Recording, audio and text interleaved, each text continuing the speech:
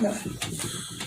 So I guess the best place to start is what first caught your attention about snowmobiles that got you interested enough that you'd want to buy one? Oh, everybody was having so much fun. Everybody had a machine.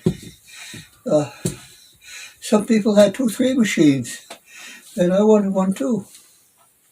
And do you remember the first machine I had? I do. I think it was a Ski-Doo Olympic, maybe 69 or so. That yellow one. I don't remember that one. No? No. Because I know it was okay, but you thought it was a little tippy. So you were wanting something with more of a smoother ride and something more comfortable for the trail. Is this where I got the Arctic Cat? It is, yeah. The 72 Cheetah. That was an Arctic Cat. Yeah, with the 440. Oh, that was a, yes. Yes, that was a wonderful machine. That was beautiful. It was fast. It wasn't as fast as Lee Richardson's machine, though. Sure. He had the garage just down the street from us, and he was very mechanical. And we went for a ride all over the place. The factory foremen were having their annual or monthly dinner, I don't know what it was, but it was out at a guy's hunting shack or a snowmobile shack or something. It was a pretty fancy cabin. And so Lee Richardson and I went down. Well, we had to go from our house way up almost to the main trail, and then come down. And there was we followed on the brook. It was all frozen over and everything. And he was in front of me. And my machine was a pretty big one. I think it was an Arctic Cat then. Yes. Big Arctic Cat. And then I sunk. And so I went to the back to try to lift it up, and I'm sinking down deeper. My head is just over the back of the bumper, the back seat. The back of the seat. And so there's nothing, I can't get out of there because I keep sinking lower. And finally Lee Richardson comes back, pulls me out of there, gets the machine out, and we continued on our way down. And there was a factory foreman at, I can't remember the name of his camp, but it was by the road anyway. Yeah. And so Lee Richardson stopped there. Well, he worked at the factory, so I think he wanted to be a part of that. And so he sat with who was the boss? Oh, Ames. Ames, yeah. Marshall Ames. I think so, and yeah. He sat at that end of the camp, way at that end. And Lee Richardson sat with him and talked with him while the rest of the foremen were setting up tables for their meal and stuff. And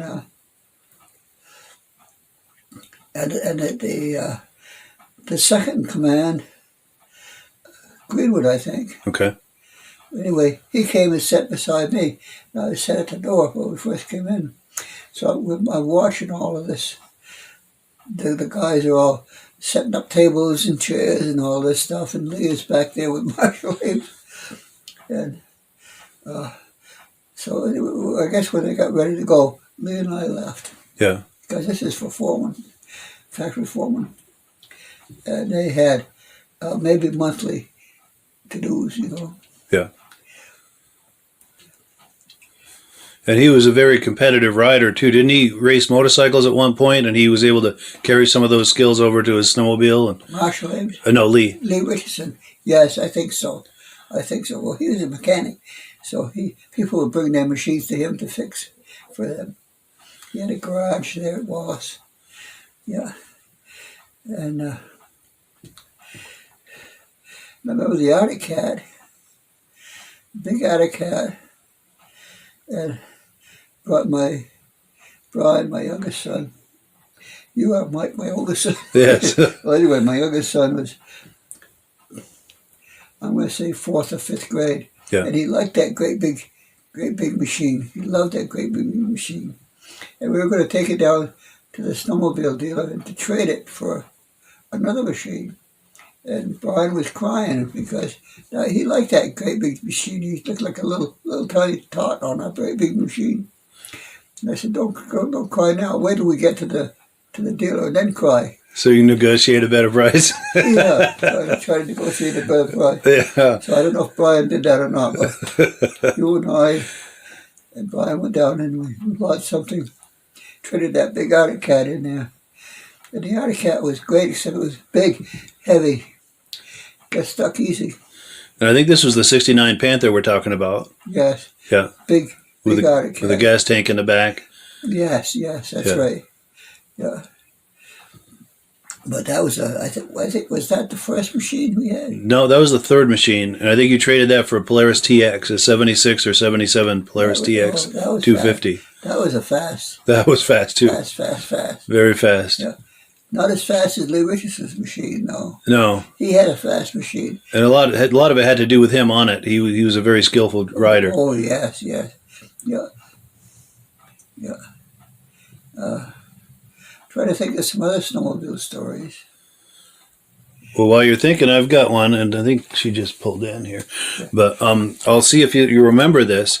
But this was with the Panther we were just talking about, the 69 Panther with the gas tank in the back. Yeah. Single cylinder, so I don't know how many cc's it would have been, but that's not really part of the story. Yeah. But there was a big, across by Daly's camp there, across the road, there was a long snowdrift the plow had made, or a snowbank, I should say. Yeah. And you'd managed to get up on top of that, and you were going to try to ride the length of it.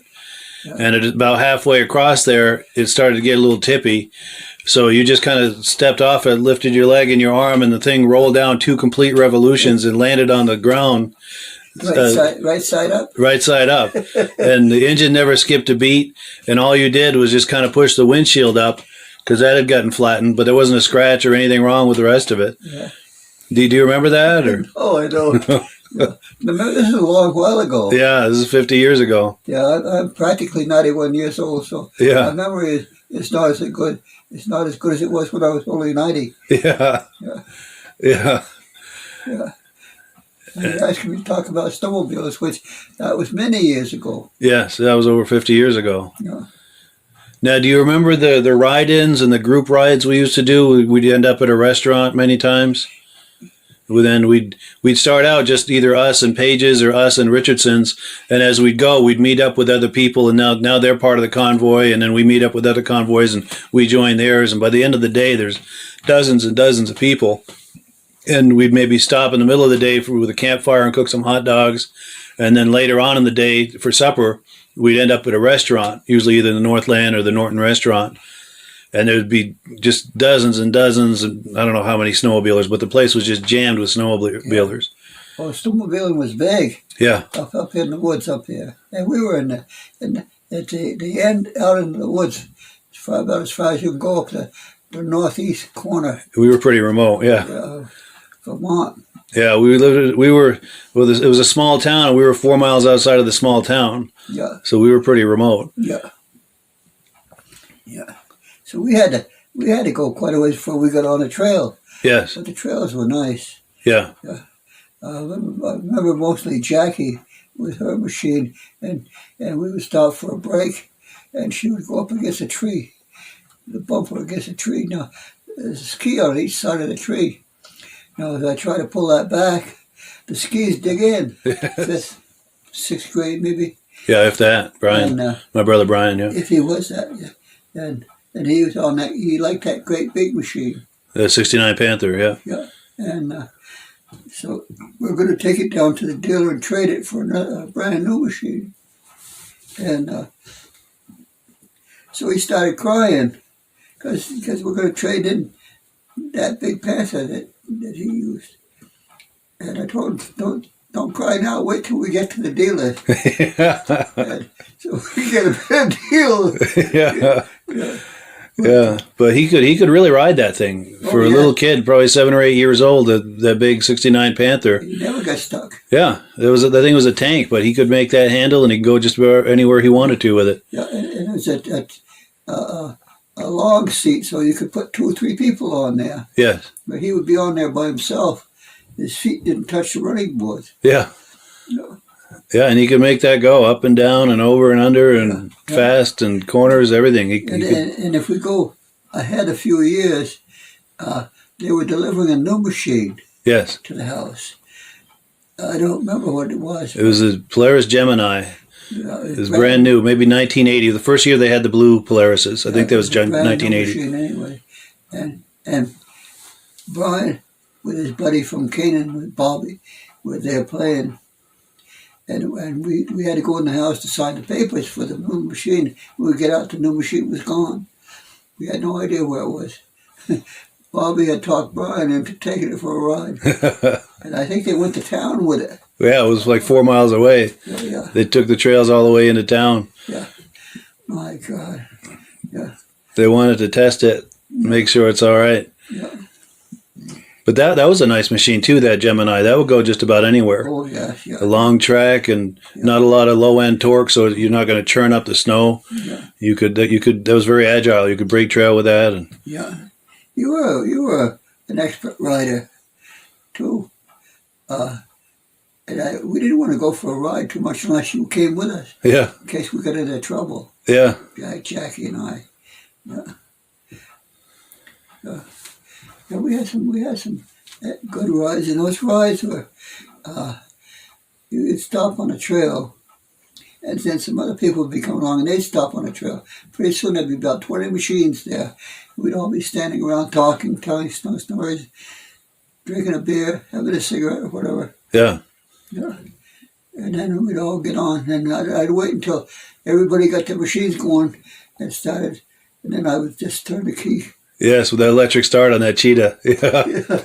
Oh, I like that part. That was sweet. Yeah. You didn't have to pull on the cord like everyone else. You just let them all get started, then you just turn your key. Yeah. Yeah. That was nice. I love that. But they'd all be going, and then Jack and I would be. She rode on the machine with me. I don't think we took two machines at that time. No, at that time we had that 72 Cheetah. That was the primary machine. We had another machine, but we we had a sled behind it. It looked like a yellow dog sled. Oh, yes. And Brian would sit in the middle of it, and I would stand behind like a dog musher, like a sled would fold down flat. Yes. For storage. You could lift it up and stand at the back there. That was nice. Most people wanted to stand at the back. Yeah, that was fun. And we'd go the four of us, the Cheetah pulling it, you and Mom on the front on the Cheetah, and Brian and I in that sleigh, and we'd go all day like that. Yeah. But Brian was in the sled and you were standing in the back? Yes, yeah.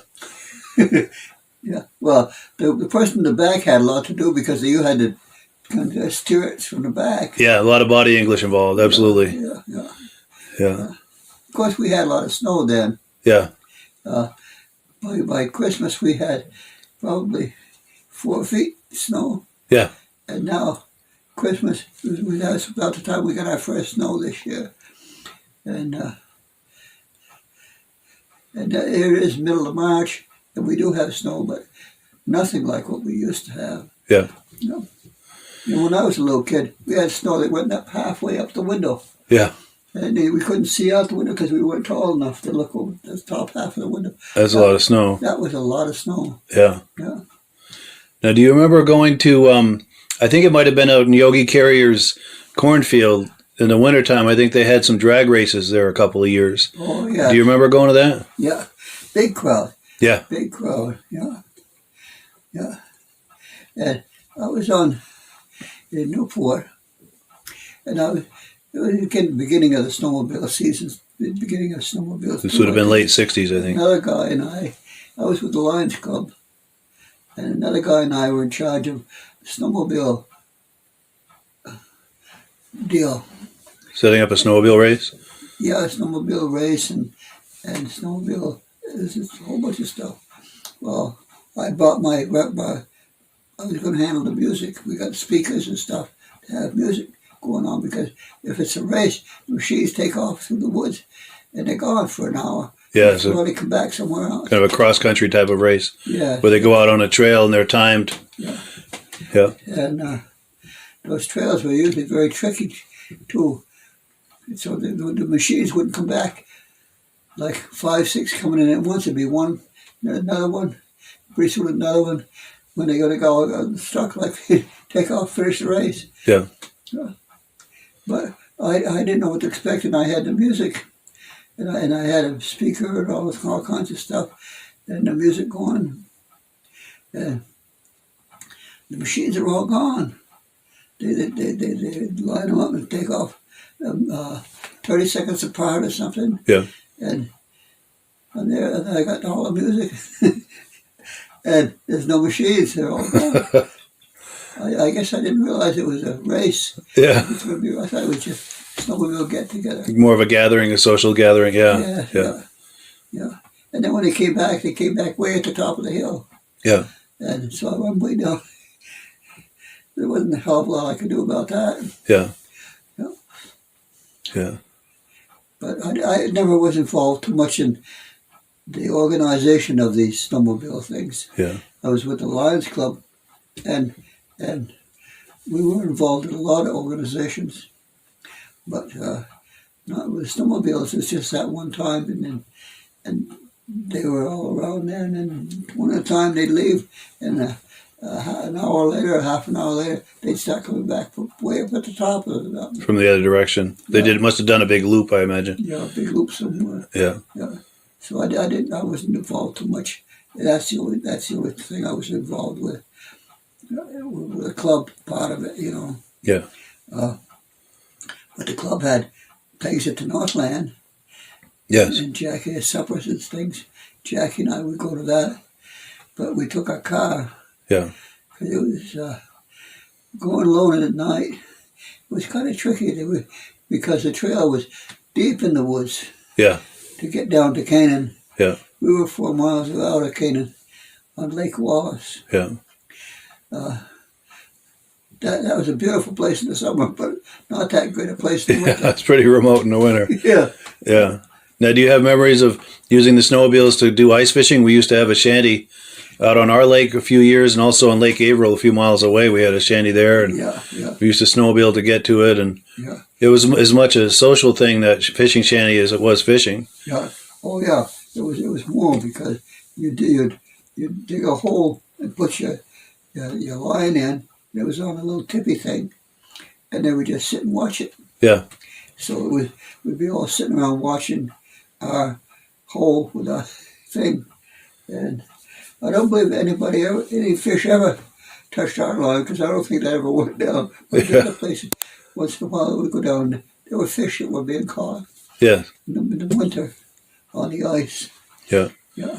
And I remember different ones would come over, and people we knew from another shanty down halfway across the lake would come on their snowmobile and visit us, or we'd go visit them. And oh yes, yeah. And we made a day of it. Yes. Even though we were in one spot, we were supposed to be fishing, we still made a day of snowmobile. Yeah, and we'd have friends over, and we'd all be out there and cooking hot dogs, and we'd get a little wood stove in there. I think there were years, the fishing shanty, I think, was more of a social thing. I think there were years we never even put a hole in the ice. It was more just like a little camp to have on a lake. Oh yes. To snowmobile too. After the Northland was the place where people met. They had dances, dinners, meetings, everything went on at the Northland. Yeah. Big hotel. Yeah, and I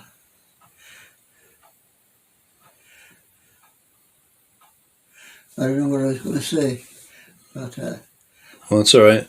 Well, I've got a memory of one of those. I don't remember if it was the Northland or the Norton Restaurant, but those were the two places we used to go when we'd go to a restaurant. Yeah. And I remember, since there were so many snowmobilers coming, to accommodate more people, instead of having like the typical restaurant set up where every family's at a table, they had big, long tables.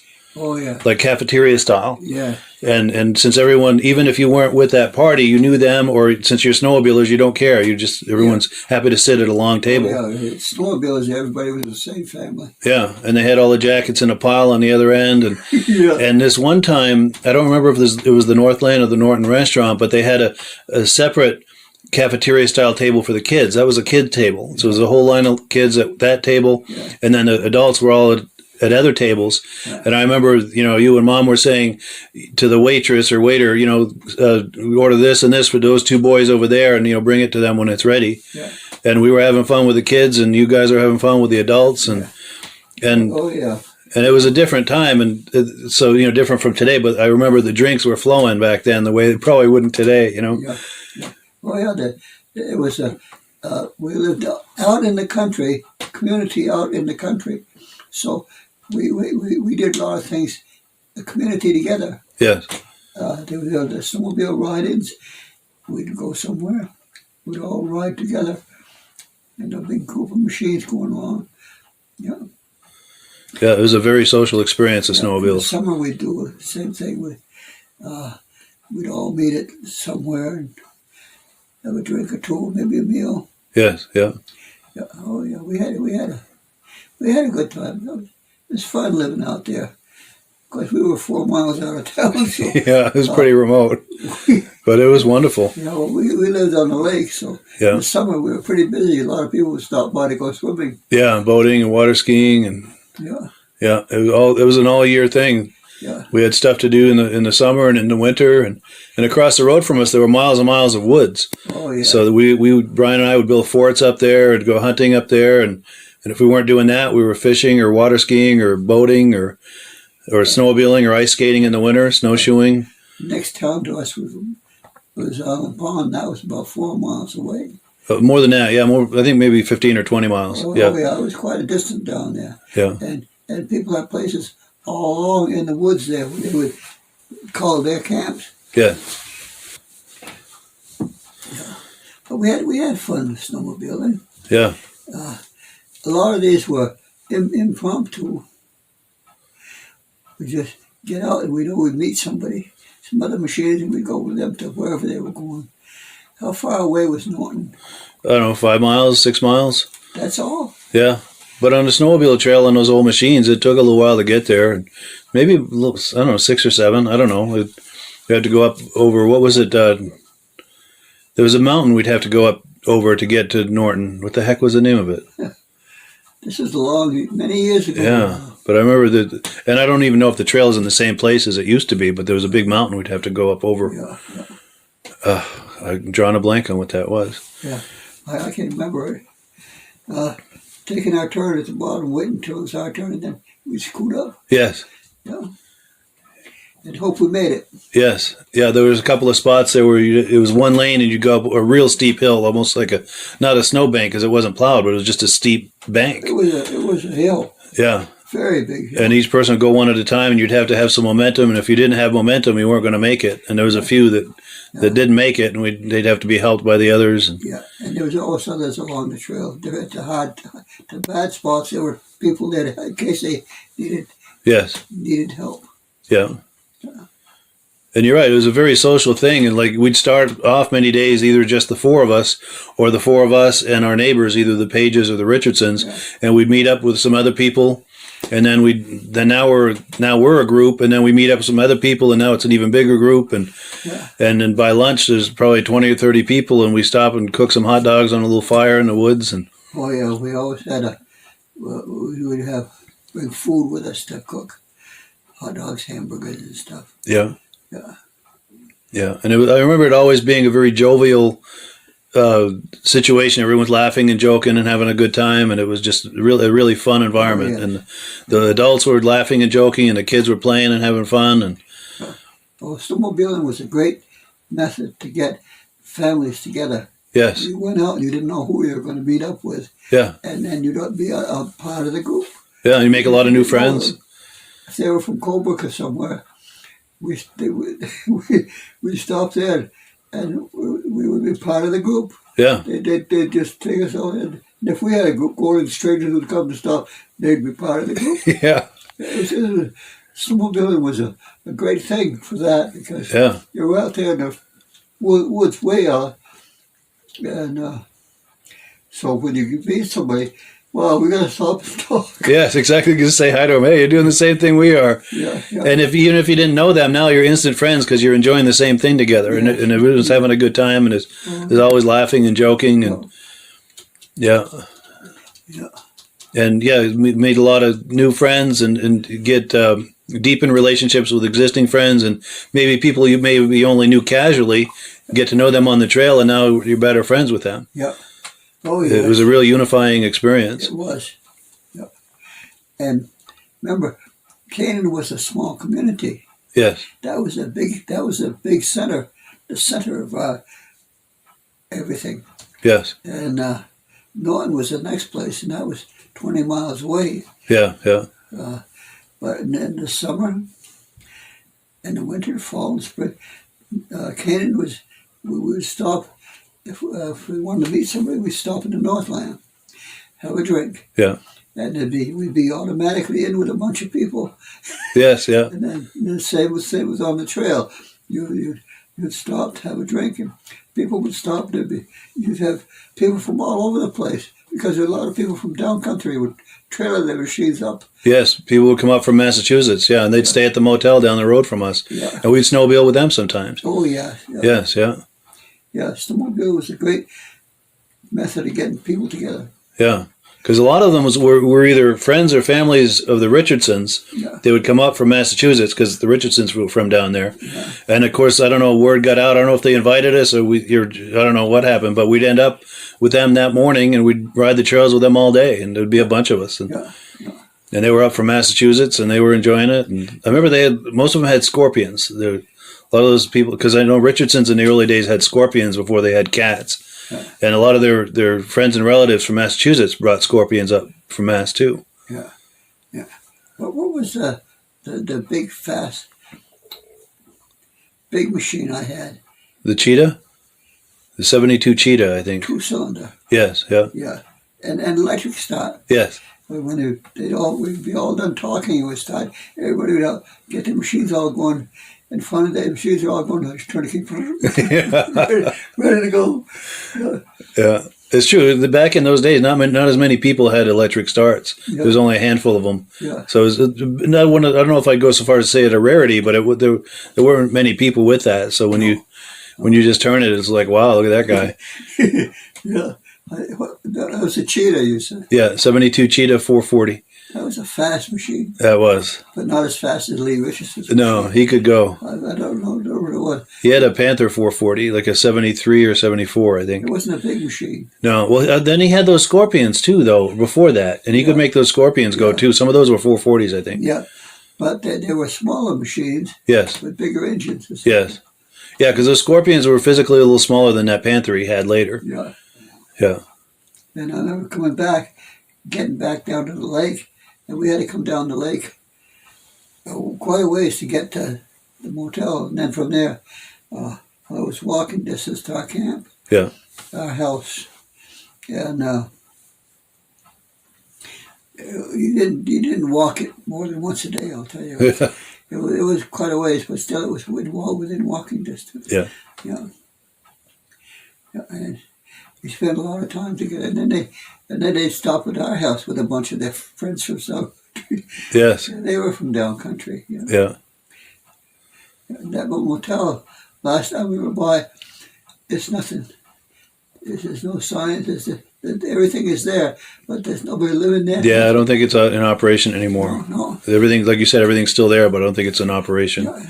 That's too bad. It looked kind of strange seeing nothing there. Yeah. After all those years, of course, with Wallace Pond, that was the only business. There was a motel, a gas station, a country store. Yeah. Yeah.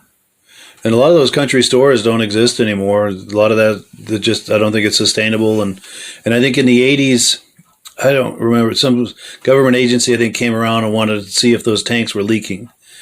And a lot of them were. And a small business like that can't afford to replace the tank. So a lot of them just did away with, we don't sell gas anymore. Yeah, so they stopped selling gas. And then once they stopped selling gas, the business wasn't sustainable anymore. They were and a lot of those country stores. Big giant tanks, 300 gallons. Yeah, probably. I don't know how many. Gallons, I don't know. Big tanks. Yeah. Yeah. And I think that put a lot of them out of business. Maybe not like right away, but once they stopped selling gas, the business wasn't sustainable anymore. Yeah. And when the big gas trucks would come to fill them up, they were away from the building. Yes. So they'd take the cover off on the ground to fill it up. Yeah. Yeah. So you didn't see the tanks; they were on the ground. Yeah, it's all underground.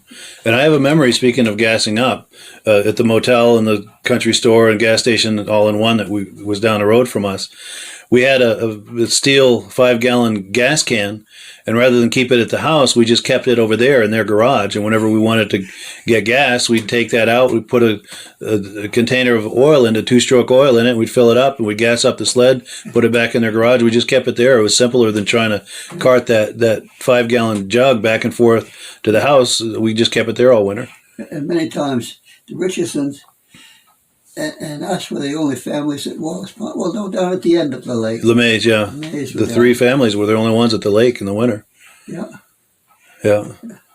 So we all knew each other, even though we couldn't see each other. Yeah. Yeah. We were less than half a mile from each place, yeah. From each place. Yeah. Yeah. Yeah, we did a lot of things together. We had a lot of fun with them. Yeah. And speaking of the LeMays, they had a Scorpion. I don't think we rode with them very much, but they had a Scorpion there for a year or two. Richardson? No, LeMays. LeMays. Yeah. Yeah.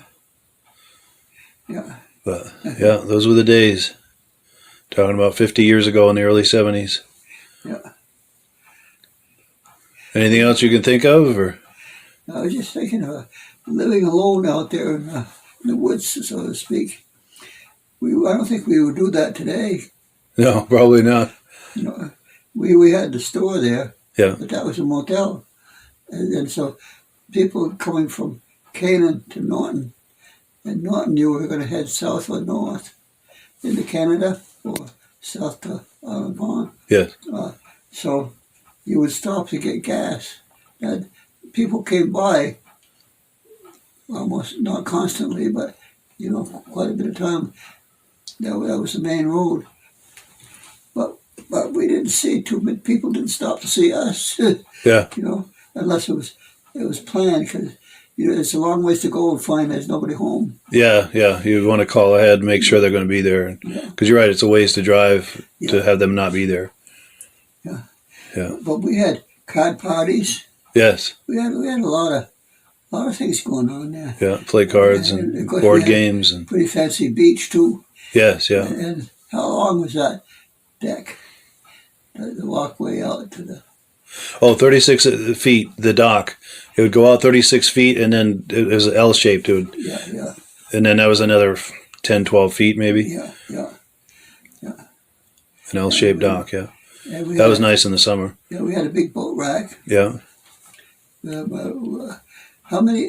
95 horsepower? 65. 55? 65. 65, yeah. Yeah. Well, it was enough to pull you guys. Oh, yeah. We did plenty of water skiing on that. Yeah. And we had that boat rack.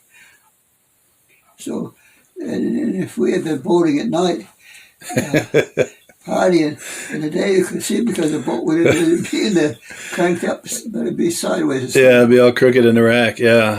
In fact, I shouldn't say this, but I put it in there crooked a couple of times myself, partying with my friends. Yeah, and Brian was pretty young. Yes. And we got back one time, and he had a bunch of his kids, 4th or 5th graders, and he'd taken them out for a boat ride, and they went exploring. Yes. He didn't, I don't know, don't know if they put the drain plug back in or not. Oh, I don't know, but I know one time I forgot to put the plug in, and I lowered it down, and I saw it was filling up with water, so I cranked it back up again. Yeah, let it drain out, and then put the plug in. Drain. Yeah, and there's a good story about Brian, too, though. I don't know if this is the one you were thinking of, but the other side of the lake was Quebec, Canada, and someone had graduated that had a camp on the other side of the lake. Oh, and Fauteur. Oh, yes.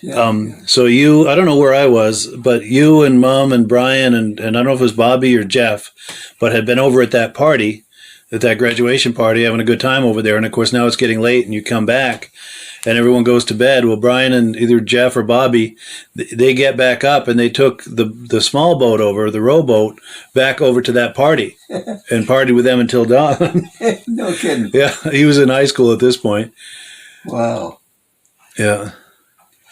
Yeah, we had 2 or 3 boats, didn't we? We had 3 boats, yeah. The bigger boat, the water ski boat, we had a aluminum rowboat with a little 5.5 horsepower motor on it, a little outboard, and then we had a little sailboat. Well, the sailboat was that full boat. Oh no, we had that too. Yeah, the full boat was like that kayak.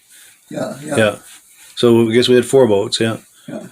And traded the full boat for a The dirt bike. Yes. Yeah. Yeah. Those were the days. Oh, we were young then out there. Yeah. Yeah. But yeah, those were good days. Yeah, we had a good time. We were out by ourselves, but we were very seldom by ourselves Yes. because we everybody moved. They were in Canaan wasn't a very big town, and so you were always going to see somebody. Somebody was coming to see you, you know. So we were never alone, no matter how far. We were 4 miles out of town. Yeah, as remote as we were very social. We always had people over, and people we would go visit too. Yeah. You know. Yeah. Yeah. We weren't really lonely at all. Well, we always remember that. Always fun. Yeah. I'll never forget that. That was a great place to grow up. Yeah. Well, cool. Yeah. Anything else, or? I was thinking about the shelf, the desk I made for you in your bedroom. Yes. You had you had dresser, but no shelf. So I made a shelf. I hung it from a rope from the ceiling. Yes. Yeah. One corner of it was suspended by a rope. Yeah. Yeah. That was cool. It had kind of a nautical theme going. Yeah. That rope. Yeah. That big rope. It was a piece of plywood, but it was steady. Yeah. It was hooked to the wall, nailed to the wall, but where it stuck out, there was nothing to hang on to. So I hooked the rope to the ceiling. Yeah. I remember that. Big knot underneath it. Yeah. Big hemp rope, probably an inch in diameter, Oh yeah. with a huge knot on the underside of the desk to hold it up. Yeah. Yeah, it had like kind of a nautical theme. I'll have to see if I can find a picture of that and put it on there. You were pretty happy when I called you in, and you saw. I wanted to ask. Don't have a desk, nothing to write on. And when you came in and saw that, it was 8 feet long, I think. Yeah. And it's wide, about 2 feet wide. Maybe not quite as wide as this desk, but almost. Yeah. Maybe 2.5 feet wide. Yeah. Yeah. It's a good place for you. Yeah, and I had similar to what you have here against the wall. It was taller and it was different, but the same idea as that. So I had all kinds of things in there. Yeah, that was a nice little workstation there. Yeah. I used to assemble those Revell models, the plastic car models. Yeah. You open the box and there's all the pieces, and then you assemble it. And you've got a car model. And mine always looked like, an amateur had put it together. But I had a cousin, remember Dookie? Yeah. He would do models, and he would paint them nice, and they would shine, and they'd look perfect. And mine would have, like, you're using that glue. And I'd have glue on my fingers, and it had fingerprints on the windshield and fingerprints on the body of the car. And then I'd try to paint over that, and it looked like a real hack job. Make as many models as he did, though. No. He made a lot of them because he was an expert at that. Yeah, he was really good at that. His always looked nice, and mine always looked like they came from a junkyard. Well, it looks like you had fun building them. Oh, yeah. I had a good time doing it. Yeah. Yeah. But, yeah, he really had a skill for that. Yeah. We enjoyed the snowmobiling to beat hell. Yeah. My God, I don't know if there was one day we went by it that we didn't go out on the snowmobile somewhere to something or just for a ride. We got our money's worth in the winter. Yeah. And we had plenty of places to ride because, there's some space in the backyard to ride, but once you're on the lake, there's plenty of place to ride, and then you can go off the lake to different places and ride. Yeah. And, you could access the trail from the lake, too. So once the ice was frozen, we had all kinds of options. Oh, yeah. And to go somewhere, we would go off the back onto the lake. Yeah. And then we could go wherever we wanted. But other than that, the snowmobiling was mostly from our house to the lake, and that wasn't very far. Pretty good size back on. You had like a racetrack on it. Yes. Oh, speaking of stories about snowmobiles on the lake, I'm sure as I tell this, it'll come back to you. But this is that brand new Polaris Gemini, so this would have been 80, 81 or so. And we had that fishing shanty out there, and we'd had a whole bunch of rain, and then it froze.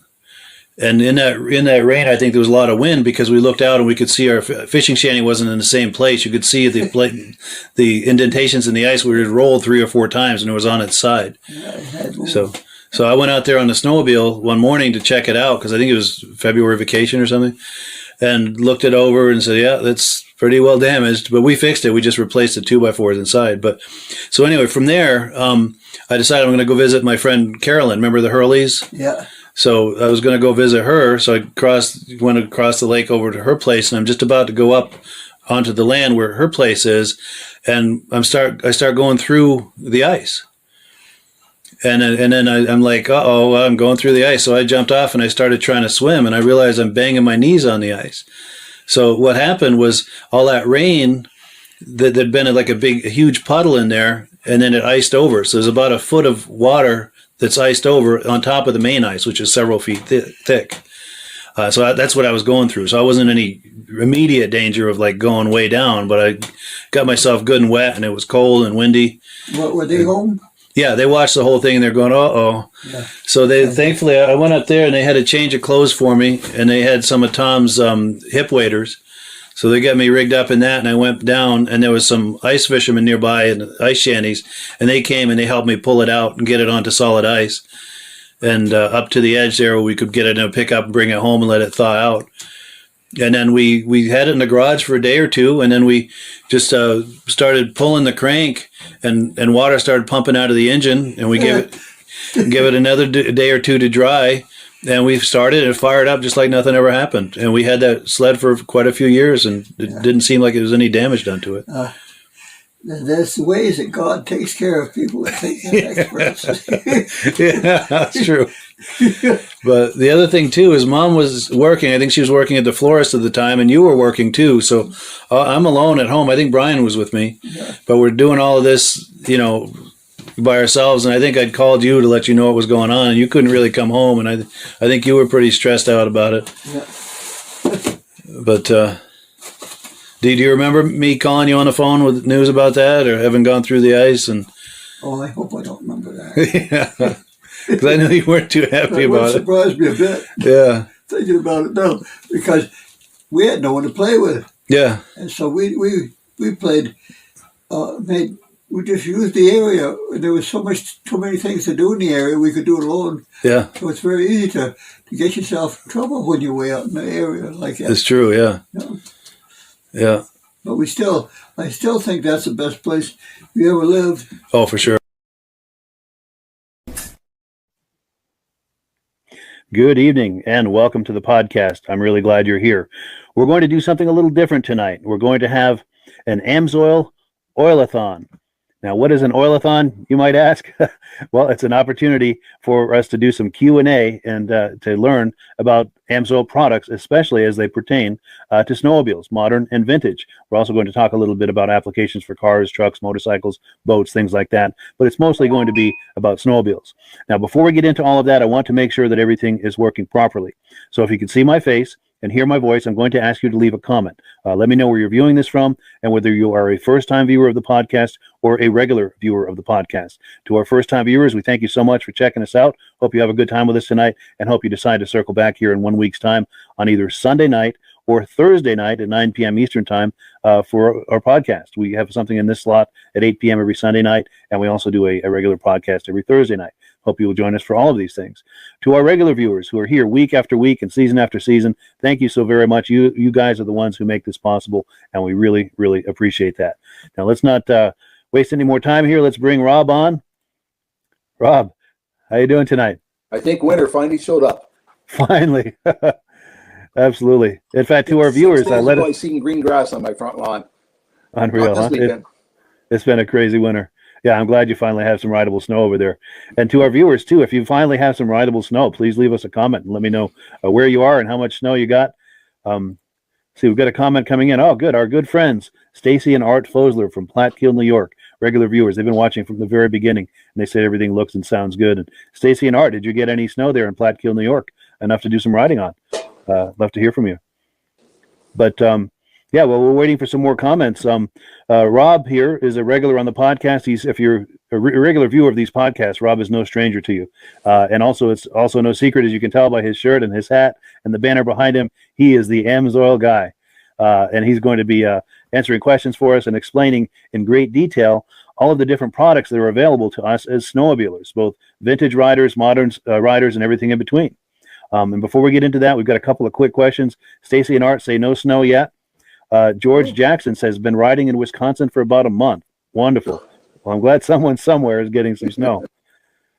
Well, cool. So, Rob, if you're ready, I'm going to put you full screen. If you can just kind of take us down the path and tell us about AMSOIL. Okay, I've been involved with AMSOIL 40 years. Back in 1979, I was racing a 79 SRX Yamaha, and a guy from New York State, Tim Bender, came up and said, "You're having a lot of problems fouling plugs." I said, "Yeah, I had a 15-to-1 oil mixture. Before I get out the starting line, I'm fouling a plug." He said, "Try AMSOIL." He said, "Try it at 100-to-1. I said, 100-to-1, I'll blow my motor up. He says, "No, I'm running my race machine at 300-to-1. You try it at 100-to-1, that's what it's warranty at, and you'll have more performance, more horsepower, and a longer engine life." So later that day, he gave me a tank of his fuel. I put it in the machine. First time I ever made it to the finals. It did make a difference in the performance, how much better the machine run, and the more horsepower I had. And at 100-to-1, I didn't foul any plugs. Now, this was a product right here that we were using at the time, AMSOIL Sabre Oil. One of these bottles, 8 ounces to 5 gallons of gas. It's perfect for me at the cottage. It doesn't matter if it's a chainsaw, weed eater, my 200 Black Max, a 50 Merc on the back of the pontoon boat, or the 99. Everything runs the same oil mixture with AMSOIL, 100-to-1.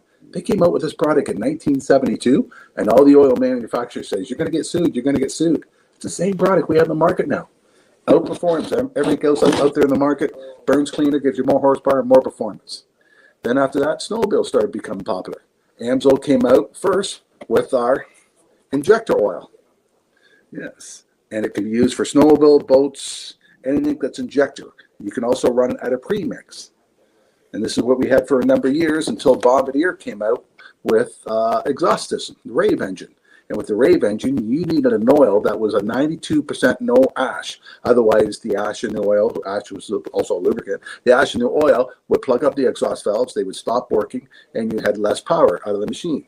The Rave engine with the exhaust valves performed more performance out of it if you kept them clean. So AMSOIL came out with the Interceptor. It is 98% no ash. So it's perfect for all the new machines out there now. You put it in the machine, you know, it's an increase in horsepower, more performance, because of less friction, less drag. AMSOIL is a slipperier type oil than the petroleum oils on the market. By cutting down friction and drag, you get more horsepower, more performance, and longer engine life. And that's the main thing you want out of your equipment. Longer engine life, more performance, and everybody likes more performance out there in the machine. If Absolutely. you have 2 or 3 buddies all got the same machines, if all 3 of them have an 800 and the one guy's running AMSOIL, you'll notice the one with the AMSOIL, no smoke coming out of it, more performance, more horsepower, a little faster going down the lake than the other guys. Yeah. And the machines are cheap now. You can't buy a snowmobile for $10,000. Some of my friends are paying over $30,000 for a snowmobile now. And you don't want to put a cheap quality oil in that high performance engine because it needs extra protection. So that's another one of our products to have. And the other snowmobile oil that we like mainly for racing application, I'll try it this way. Dominator. Dominator is not a 92% no ash oil. It will foul the valves. I personally run it in my own machine because the Interceptor will give you a 5 to 6% increase in horsepower. This gives you almost 7. So it does give you a little bit more horsepower. But I've been stuck on a trail where it was washboard for 6-7 miles where the groomer hadn't gone down yet. And before I got down that 7 miles, I had to stop and change one of the valves, one of those spark plugs, because it did foul up. But it does give me more horsepower, more performance, and that's why I run it. Yeah. But I should have been running the Interceptor, and that's what all my friends run in theirs. Yeah, so AMSOIL has a complete line of products for all the applications for snowmobiles. Yes, the 4-strokes, we have the 4-strokes also. 0W40. If you're out and it's 50 below zero, this pours at 58 below zero. It'll make it run cooler, more performance, more horsepower, just like all the other products. Yeah, so we have them all covered. Yeah. Last week we were talking about one of our other products is chain case. A lot of the snowmobiles, people lift up the back end of the machine, they rev it up first thing in the morning because they think their rubber track is frozen in the snow. No, you're running a 75W90 gear lube in your chain case, and if it's 20 below, what do you think that gear oil is like? It's just like honey. That's what's making your belt burn first thing in the morning. If you put the AMSOIL chain case in it, it'll pour at 58 below zero. So the chain case the oil will not be in there thick. Have you ever seen somebody tear their chain case apart in the wintertime and they got to change the oil? At the races, I see it all the time. People's got to change the gears for the size of oval track they're going to be racing on. They have a spoon in there. They're scraping the oil out like it's honey. The Amsoil, they pour it out, it runs all over the place on them. It makes a big difference by having a lubricant that still flows in cold weather for protection. And in the wintertime, the only way that chain case oil will thin out and perform the way it's supposed to be is by the chain building up friction, heat, drag, which is wear and tear. You don't want that. You want a lubricant that will pour in the cold weather, give you more performance, more horsepower, just like all our other products do. And you change it once a year. Now, like, Amsoil has a lot of products for a lot of applications. And a lot of them we don't talk about because this is mainly a snowmobile show. But we have a complete line of antifreezes. Do you have a picture of the antifreeze there? You can pop up. I do. Let me pop that on the screen. Here we go. Yes. We use a different kind of antifreeze than the other companies do. And the reason I really like it, because it's pet friendly. A lot of antifreeze, when it drips out, if an animal licks it, it's very toxic. Amsoil's not. A lot of antifreeze is only good for 2 years. I think Amsoil's 8. I have to double check on the stats, but I think it's 7 or 8 years it's good for. And the best thing I like about our antifreeze is it'll make it run cooler because it disperses the heat better. But then Amsoil came up with another product we can add to our antifreeze. Now it's a Cooler Boost, the one on the far right. It was designed for stock cars. The problem is with stock cars, they don't want antifreeze on the track. It's too hard to clean up, so they got to run straight water. Straight water will boil faster than antifreeze will. So people like to put a Cooler Boost in their water to make the stock car run cooler. Well, we found out in the wintertime, by putting that same Cooler Boost in our car, it cuts down on the time it takes for the car to warm up. And in our snowmobiles, when you're out there at 40 below and you got to get out of the car, you got to get the snowmobile warmed up. Some people like to jump back in their car to stay warm when the snowmobile's warming up. And will eliminate that problem because the Cooler Boost will make the snowmobile warm up faster. But once it does get up to heat, the Coolant Boost disperses heat faster than antifreeze does, so it will run cooler. And a lot of people say a snowmobile never overheat. I had to go down a lake 7 miles where there's no snow on the middle of the lake, and people were overheating them when it was 20 below on the bare ice because we didn't have kickers and the snow wasn't being kicked up in the heat exchange and the machines were overheating, except for mine with the Coolant Boost. It made that much difference in the machine run cooler. One of the machines with us, a Yamaha, we had to stop and kick the track because the sliders heated up so much the track wouldn't turn anymore.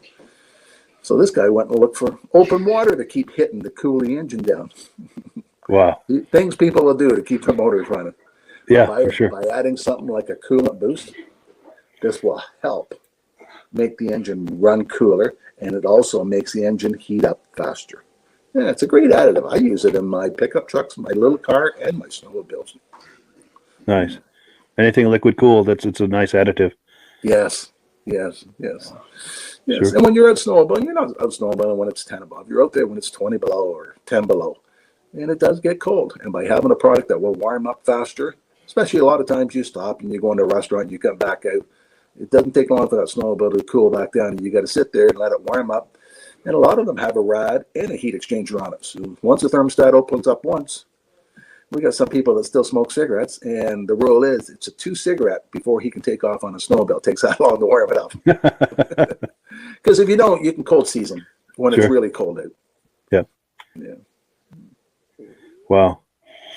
Now before we shift gears, I want to back up a little bit to the Dominator product. A mutual friend of ours a little while back did a testimonial for us. And I know we've already seen it, but it's just a couple of minutes. I'd like to play it again. This is our mutual friend, Midge Rosebrook. He's the founder of the Eastern Snowmobile Racing Hall of Fame. And he made this video. It's a quick video. Let's take a look. This is for our friend Rob Hilditch, the Amsoil guy. See what I have here, Rob. And I think you have a photo of my sled last year at Pittsburgh. Mike, you can probably pop that up. I've got this 1975 Polaris clone PDC. It started out as a 77 TX 440.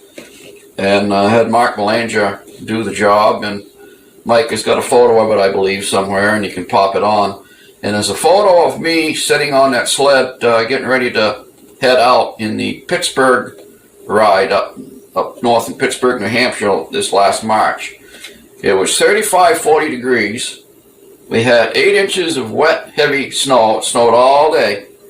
And I was trying to break in this new engine. It was probably the worst conditions of trying to break in an engine is to take off on a 30-mile run at 50, 60 miles an hour, because that's the speed these guys were going up there, to break in this new engine. But it ran perfect all day long, and I believe a lot of it is probably due to this racing AMSOIL that I use. It's you only use like I think I did a little more than 50 to 1. It says 50 to 1 here, but I think I did more like 40 to 1 to break in the engine. And so anyway, just a shout out to Rob that I'm using it as well, and there you have it. And happy trails when we get snow. Yes. And if you're curious about buying some AMSOIL, just click the link in the description. And in doing so with my dealer number, you're helping to support the podcast. And I thank you so much in advance for doing that, and thank all of the people who have been doing that. That helps to support the podcast. Yeah. And thank you. That helps to support the podcast. You're doing this. Yeah. Well, I thought this would make Rob smile. Oh, for sure. Thank you. Yeah. So what do you think? Did that make Rob smile? I like seeing good testimonies like that. Good deal. So what are your thoughts on that, where someone's, done a restoration or something and they're breaking in a new engine? What are your thoughts on that as far as do's and don'ts and things like that? Best thing to do is use the best oil you can get your hands on for those applications. Yeah. I bet he doesn't have $1,000 motor in that thing. He's probably nickel plated cylinders in that. Yes. It's probably a replica of the actual race engine. So it's not a cheap motor. So the best thing to do is use the best oil you can. Yeah. And you know what? All the big racetracks, if you go on the Eagle River racetrack site, you can look up the rules and regulations, and they tell you can only use 3 different kinds of fuel, and there's only 2 different kinds of oil you can use, Bombardier and AMSOIL. So really? Everybody at that track either is running Bombardier or AMSOIL. It's the only 2 that's approved for the track. Wow. Yeah. That's cool. That says something. That's an endorsement in itself, isn't it? Yes. Yeah, sure. And it's right on their website. Yeah. Nice. Yeah, and I did snowcross for 14 years. And when I first year I went to snowcross, people brought 5 or 6 snowmobiles with them because they blew the motors up. Second year after me being at snowcross, people would go a whole season on the same motor. They wouldn't blow engines up anymore. It made that much of a difference, AMSOIL on the engines. That's amazing. Yeah. Very cool. Very cool. Now, the nice thing, too, is not only are there the motor oils that we've talked about for either injections or premix or anything like that. We're going to pop a graphic on the screen. We also have some other items at AMSOIL that are useful to snowmobile owners. Yeah. AMSOIL's got a lot of different spray cans. Fogging oil. A lot of people like to fog their engines before they put them away at the end of the year. The mudslinger. A lot of it for the dirt bike people. When they're racing dirt bikes, if they don't have the mudslinger on and it's a muddy track, that dirt bike can come in weighing 50 pounds heavier after 20 laps than what it was before. And the chain lube for the chains for the dirt bikes. Silicone spray. We had a problem 2 weeks ago with the wife's car. Couldn't get the passenger door open because the rubbers were froze. You wouldn't think a rubber would freeze on a car, but we ended up getting the silicone spray out, spraying it, and haven't had a problem since. A metal detector, it's a big seller for me for opening new accounts. If I go to a trucking company or something like that, they have their favorite oil. Or the best thing I like to do is when I go to a farm tractor, a John Deere guy will not buy anything else except for John Deere. But if I go approach him with a product like our MP and say, do you ever have a bolt seized you can't get out or something like that, or something squeaking, or a shaft on your hydraulic that's got rust marks on it and it's wearing the seals out? I said, here, try our metal detector. And by getting them to try that, the farmer will phone me up and said, well, I've never seen a metal detector work as good as that. If it works that good, how good's your oil? But if I were to approach the John Deere guy about using the AMSOIL to start with, he won't use any except for John Deere oil. So it's a good introduction product. Now the heavy duty MP, I happen to have a can right here. Oh, good, yeah. It's a 15-ounce can. It's a good size can. And I'm doing a test this week on my car. I got really aggressive snow tires on my car. On one side of the car, I'm spreading the wheel wells with this. The other side, I'm not. Because last week, when we got really cold, there's so much ice and snow under there, the wheel wouldn't turn. I had to go with a hammer and break that frozen snow off. So I'm going to spray under there with this here, because I also use them on the snow shovels. Today we had a really wet snow, so after spraying the shovel with this, lift the shovel up and the snow just falls off. It didn't stick. So a lot of my customers use it in their snow blowers, because with the wet snow, they got to get a stick out and stick down the auger to get it cleaned out. By having a spray in there, that wet snow won't stick. It prevents that problem from happening. Two of my snowplow companies use it on the front of the plows. I didn't think snow would stick on a plow, but when it's wet, packy snow, it sticks. Sometimes the front end loader, they go to dump it and it still has a half a load sitting there until they hit it 2 or 3 times. By putting the MP in it, they lift it up and it falls right out. So, and I got one guy, he wants it. He's going to just try to use it for an undercoater. He's going to spray his hole underneath his vehicle. He's used it for a number of years, and he's tired of some of these products people are using right now for undercoating, and he wants to try the AMSOIL MP. So it'd be interesting how he finds how well it works by the end of the year. But it's a multi-purpose product. 101 uses you can use it for. That's amazing. That's amazing. Now we have some comments coming in.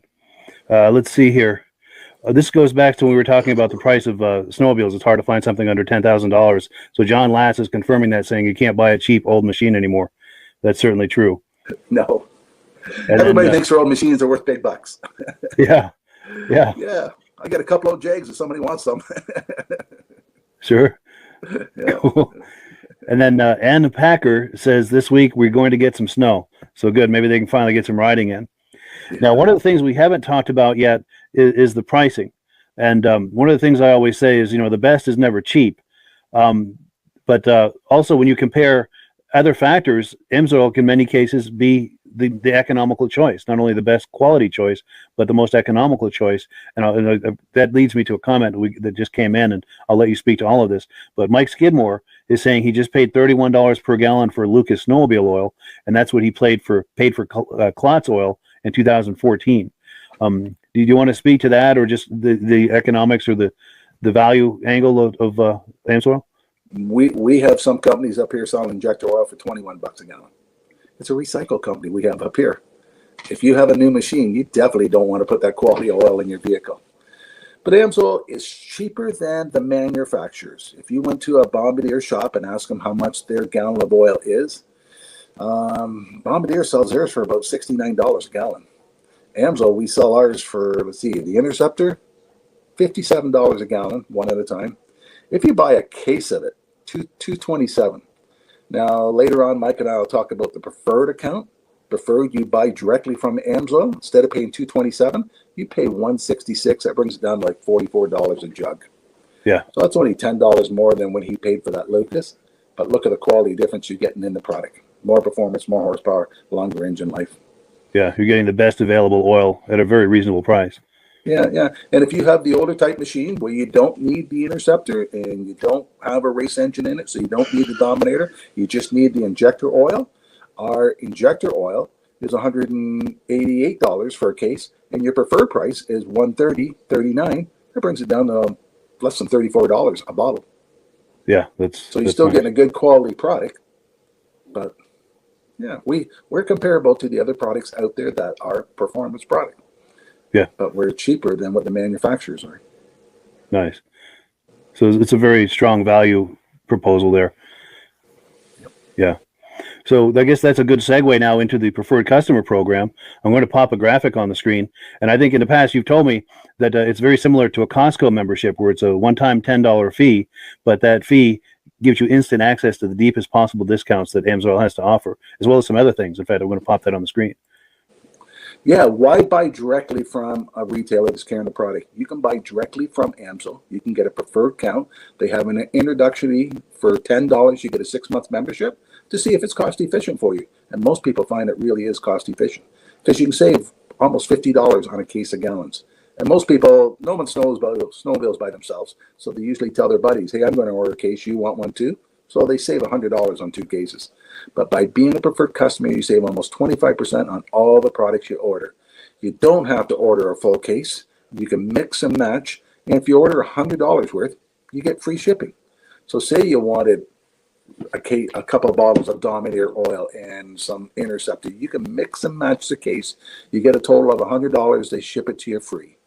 On your birthday, they send you $5. You get a $5 coupon. Every time you order $100 worth, you get a $5 coupon. So if you ordered $600 worth during the year, that would pay for your $30 membership the following year. So your membership would be free for you by ordering that much product. Yeah, that's an It amazing doesn't value. take that long to order that much product. No, So what was it? The Interceptor, $166 for a case. sure. And if at this point you're thinking about taking advantage of that, the best way to do it is to look in the description for a link to the preferred customer program. Click on that link, and it's just a few clicks to get yourself set up on that preferred customer program. And then you can go shop on the website. And since you've clicked the boxes for the preferred customer program, anything you order now is going to give you that deepest level of discount that's available to you now as a preferred customer. So now you select your items and you make your order, and you're probably going to save more than your $10 investment right on that first order. Yes. So you get your savings right away. It's an incredible value. Yeah. So and also the other thing too is in clicking that link, you're signing up under Rob and I. And in the interest of full disclosure, I'm signed up as an AMSOIL dealer under Rob. So when you order through me using that link in the description and using my dealer number there, Rob and I both benefit. And if you enjoy these podcasts that you see us on every week, it's a wonderful way to support that, because Rob and I both make a commission whenever you order. It doesn't cost you anything extra. It's just a commission we get as being set up as dealers. And the commissions that I make go directly toward offsetting the cost of doing these podcasts. So it's a wonderful way to support the podcast. And, it's a way I'd like to thank people for doing that because it does. It's not cheap to do these podcasts. I'm happy to do them, but it costs money, and the AMSOIL commissions help to offset that. And one other thing, we've got a promotion that's on currently. I'll pop the graphic on the screen if you want to talk this up, Rob. If anybody's ordering other products, like say you got a diesel truck or a car or something, you order some other products, and you add 2 bottles of AMSOIL 2-cycle to that oil order, they're going to throw in a free hat for you. Nice. You just got to use the promotion code CCO123ATS, and it's good till January 31st. Yeah, so there's a couple more days to act on that. Yeah. And there's a certain part of the order process where we'll ask you for the dealer number of the person who has referred you, and you'll see my number there on the screen, 304-555-94. I'll ask you to please enter that number. That way, Rob and I will both get credit for it, and we do thank you so much in advance for doing that. Yep. And a lot of people send me an email and said, "Well, what is the price of something?" If you click on the bottom of Mike's thing, there's a thing on there where you can click and you can get a free catalog from AMSOIL. Yes. And inside the catalog, where you open it up, is the 2-cycle oils. And it tells you what the retail price is and what the preferred price is. And it tells you 1 bottle or 1 case. So you know ahead of time exactly what you're paying for all the AMSOIL products. Yeah, for sure. And speaking of AMSOIL products, look at this wide range of products that AMSOIL has to offer. All of these products are in that catalog, and it gives you a chance to sit there at your leisure and flip through the catalog and see what, if anything, in there is right for you. Yes. AMSOIL has a complete line of products for everything, right from gas engines to diesel engines, forklifts, compressor oils, automatic transmission fluid. One product that's not on that picture, Mike, one of my favorites, is the AMSOIL 75W90 gear loop. There we go. Have you ever tried to change the oil in the rear end of the car at home? I know the shops all have pumps and all that, but if you're doing this at home and you have a regular bottle like this and you're trying to fill up a rear end, you don't have any room to tilt that any higher than that. This bottle, you put it up, you squeeze it, and 100% of the fluid comes out of this bottle. What a neat idea for filling rear ends, transfer cases, automatic transmissions, stuff like that. And all our products like that come in that. I wish our 2-cycle would come in it too, but it's more money for that style bottle than it is for the regular. Sure. That's a really innovative approach to that, for those awkward angles like that. Yes. At the next car show, we got a rear end sitting there, and we got 10 of those bottles with water in it, and people are going to try and realize how easy it is to fill something like that instead of using the old-fashioned bottle, trying to tip it and fill it in. Yeah. I imagine there's a whole lot of profanity involved trying to do that. Oh, you waste so You're making much. A mess. And yeah, for sure. And some of the big 4-wheel drives, the 3500s, they will take 4 bottles of that stuff. So you have to buy 5 to get 4 in because you wasted so much. With the AMSOIL, 100% of the stuff out of the bottle goes in. It all goes in, yeah. You get the right angle, you stuff that little nozzle right in there and just squeeze the bag until it's empty. Yep. Yeah. Yeah. If you spill anything, it's 1 or 2 drops. Yeah. As opposed to ounces of it. Yeah, for sure. That creates an extra value as well. Yeah. Yeah. And since Yeah. we're talking about the automotive product, Amsoil's 5W30, 20W30, all the engine oils that Amsoil has is warranted for 25,000 miles or 1 year. Most people change their oil at 3,000 or 5,000 miles. And the reason they do that is because the petroleum oils, they oxidize. They form carbons, gums, sludges, varnish. They don't wear out. They get contaminated. That's why you got to change the oil at regular intervals. Synthetic oil, it was designed by a guy that was a jet aircraft pilot. And one day when he went to work, he asked his boss at work, why does my jet start when it's 40 below zero and my car won't? He says it's the synthetic oil. So once he found that out, he started investigating and designing the oil for the automobile industry. And when he first we were the first oil to be AI approved back in 1972. Mobil 1, them couldn't pass the test. None of the other products could pass the test. And all the other oil companies still were changing oils at 3,000 miles. And Amsoil, when they first came out in the market, they said 25,000 miles or 1 year. Castro and everybody else phoned our president up and said, you guys are going to be sued. Why are you doing that? And he said, well, we tested our oil and we can go further than that. Wow. So Amsoil, since 1972, has been promoting 25,000 miles or 1 year oil changes. And people are amazed when they pull my stick out of my truck and the oil is so clean inside because it doesn't form any carbons, gums, or sludges. And by putting a synthetic oil in the car, it's the same benefit as the snowmobile oil. Cuts down friction and drag. Less friction, less drag. The oil runs cooler. For every 10 degrees you drop your oil temperature, doubles the life. Wow. And for every friction and drag you cut down in the engine, gives you better gas mileage. So you're going to get longer oil changes, better gas mileage, less friction, less drag, engines that last longer, and you're going to get more performance out of the car. And the average truck, you don't buy a new truck now for under $70,000. Yeah, big money. A lot of people at $100,000, $200,000 are looking and trading their trucks. Mine's in kilometers, so mine's 1,300,000 kilometers with 800,000 miles, I think that is. And it still runs like a charm. Now Wow. the carpet's wore out, the seat's got a spring sticking out of it, but it's a 6-liter. And they're Wow. not popular for lasting very long, and it still runs like a charm. That's amazing. That's from running Amsoil all these years. Yes, yes. I bought the truck on a Wednesday, had to run to Montreal back. The next morning I went in the dealership and said, dump the oil. I said, you just got a truck yesterday? I said, yeah, I got 1,000 miles on it. So we took an oil sample. And when the oil sample came back, the oil was contaminated with silicone, they say. And silicone is sand. Well, the engines are sandblasted. That's why I tell everybody with a new vehicle, change your first oil change soon. Because there's a lot of contaminated, a lot of big metal particles in your first break-in of the oil. Yeah. So I recommend that people change your oil early on your first oil change. Flush that out Go quick. twice as long, and then third, when you put the Amsoil in, don't worry about it. Yeah. Yeah. Nice. Nice.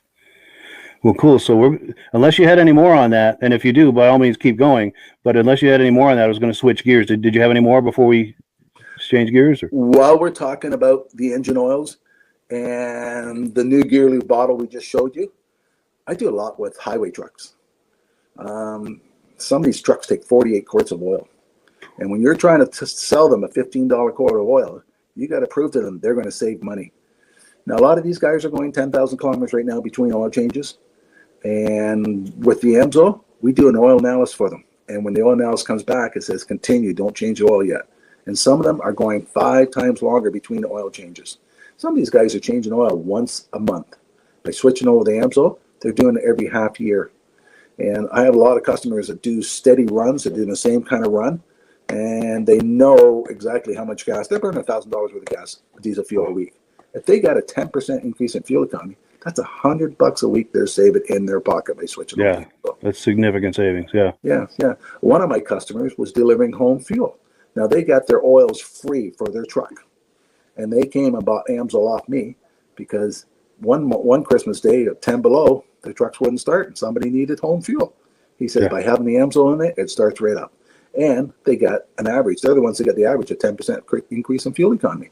So it was cheaper for them to run Amsoil and buy it off me than to put their brand of company oil in. Plus, they were spending one Saturday a month changing the 4 trucks. Once they switched over to the Amsoil, they didn't have to do that. Yeah. So it saved them money, and they made more money by running the Amsoil. It was cheaper for them. Sure. Now, would you say it's a good idea to do periodic oil analysis on your vehicles just to kind of see what's going on with your engine? What will that tell you if you're doing that, and how useful is that as far as selecting oils or deciding when to change your oil? Or One of what are my some of other the thoughts dealers had a around? customer that was running from Canada down to Mexico, get parts, bring back and forth, and they switched over to Amsoil at 50,000 miles on their highway truck. Now at 70,000, they did an oil sample, and it said oil sample is a little war resample at 90. So they resampled at 90, and they told them to take their engine in and get their cam replaced. So this guy took his truck into the dealership. It was still under warranty. Said, I want the cam replaced. Oil now says it's starting to wear out, and it's lobe number such and such. So I phoned the oil company up. I said, how do you know it's lobe such and such? He said, we know what model engine is. We've had that engine happen about 200 times already, so we know exactly what it is and why it's causing the problem. Eh? And the dealership says, no, we checked it, nothing wrong with it. The guy says, well, I'm a paying customer. I'll pay the $600 to have the cam changed. They took the cam out, and the exact lobe that the oil analyst said was wear out, was wear out. Now, if that would have broke on him in Mexico, instead of being $600, it would have been $6,000 to get the truck repaired. He says most of the time he throws the trucks back home to get them fixed because it's so expensive down there to fix them. But by doing no analysis, that prevented a problem from happening. Yeah. So it's a wonderful preventative measure to do regular oil analysis. Especially if you got a vehicle taking 48 quarts of oil instead of dumping it. And to prove to the customer that the Amsoil will last longer, that's what we do with some of the vehicles. Yeah. But the average person with a car, they don't find it's necessary to do. Sure. Most people can pull the dipstick out, wipe the dipstick with a Kleenex, look up at the sun, and if there's metal particles in there, you'll see the flicker off the metal. You don't see any of that with Amsoil. Nice. Yeah. And if the person knows anything about oil, they know when they were changing their other oil how black and thick it was. And I took my car into the truck one time. The guy says, why you change the oil? It's brand new. I said, no, I have 30,000 miles on that oil. Wow. That's why I'm changing it. Wow. He says, oh, no way. It doesn't have that much miles on it. Yeah. That's impressive. I have all my friends come. Can I get your used oil? My car uses oil. Can I have your used oil? Yeah, the gift that keeps on giving, right? Yes. And when we're talking about the gear lube, how the gear lube, most people don't realize the 80W90, how thick it would get. And I get a lot of highway trucks get a better fuel economy by changing their gear lube. Amsoil's gear lube has a 500,000 mile extended warranty on the oil. Most highway trucks are changing every 50,000 miles. Amsoil's 500,000 miles with their gear lube. That's amazing. Yeah, so it's a big savings for a highway truck. Yeah, for sure. Over time, that you really save a lot of money. Yeah, that's impressive. Well, cool. So in a moment, we're going to talk about the business opportunity at Amsoil, but I'm going to transition into that with a quick announcement. And that is this. A little while back, I got this award from Amsoil. I'm going to try to get it here we go. Now, this is a bronze cup for sales achievement. And it's nice that they recognize me for that and everything. I really appreciate that. But the real thanks goes to the viewers who have been purchasing Amsoil using my dealer number. I really, really appreciate that. And as I've said before, when you purchase Amsoil using my dealer number, it helps to offset the cost of doing these podcasts. And Rob and I are doing Amsoil together. I'm signed up under Rob. So when you order through me, Rob and I both benefit. If you enjoy seeing our smiling faces every week and feel that's something that's enjoyable to you and you want to help support that, buying Amsoil with us is a wonderful way to do that. And there are links to do that in the description to get started with the Amsoil Preferred Customer Program, also to order a free catalog. Those are great ways to get started. And did you have anything more, Rob, before we transition into Amsoil as a business opportunity? I forgot to mention one thing about the two-cycle oil. The Interceptor. I don't know if you can see the sign behind me, but I'm going to grab it. Oh.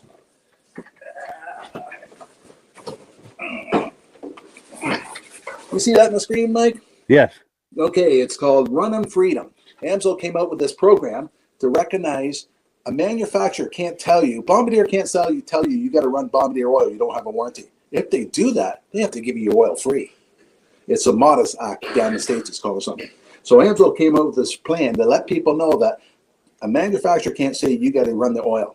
So Amsoil, if you buy a brand new snowmobile, they'll give you a 1-year warranty.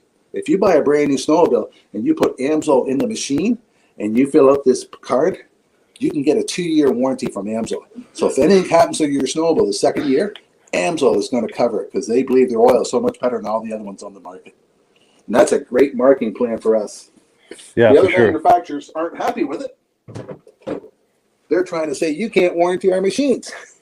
Well, we know our oil is better than your oil you're selling, and we're going to prove it to you. And even if the person's machine's 1 year old and they start switching to AMSOIL, we'll still give them 1 more year warranty. That's amazing. Yep. That's what they call putting your money where your mouth is. The proof in the pudding, so to speak. Yep. Very cool. Very cool. So yeah, unless there's anything else, did you want to? Shall we transition to the business opportunity? Or okay, let's transfer over. Sure.